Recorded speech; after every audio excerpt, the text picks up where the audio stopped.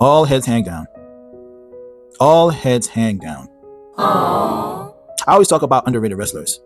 I always talked about Coco Beware, Bobby Lashley. And I know what you're saying, Bobby Lashley wasn't that underrated. I get it. I understand. And he wasn't underrated. It was just his storylines, What? He didn't have that Brock Lesnar, Macho Man, Randy Savage, Hulk Hogan, starring storyline. He became a star, don't get me wrong, but didn't have it.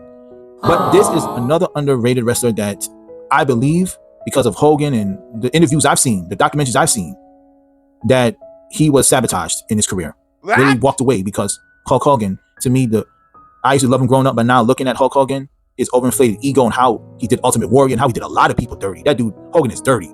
I didn't even think he was that dirty, bro. But I heard Sid, Sycho Sid just walked off the company. He says, Hogan wants it his way. Well, I'm not working for you no more. Literally, that was his last time doing it. All in all, he died. He died. Sycho Sid is dead at the age of 63. And I say underrated. And yes, he did win the championship, but he was, other people was overinflated over this dude. And this dude was a real wrestler. Okay, he was a hands down wrestler like Triple H. And those kind of people, they did their duty. And the fact that Hogan did that to that man like that, man. And even if Hogan wasn't a racist, let me put this out. Even if he wasn't a racist, I don't care. Even if he wasn't a racist, he still did that dude dirty. I don't care. That ego of Hogan and that leg drop and that match he had, it just, Sid should have won that. But because Hogan, he said he wasn't going to lose to a B-lister like Sid, said it from his own words. So I saw the Sid interview. If you haven't seen it, please go watch it. Go Google it. Wow. I say all that to say, Sycho Sid, you will be missed. And again, when I was growing up, I didn't like him.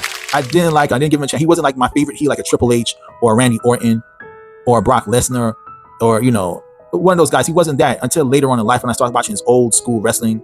And wow, what underrated. He kept the WWF up at that time. Him, Bret, the Hitman Hart, and people like Shawn Michaels, they kept people like me watching it because I was still watching on and off. At that time, Hogan and then was leaving. Ultimate Warrior and then wasn't doing it no more. They was going to WCW or ECW, whatever they was coming from. Because I know there was a couple of wrestling companies at that time.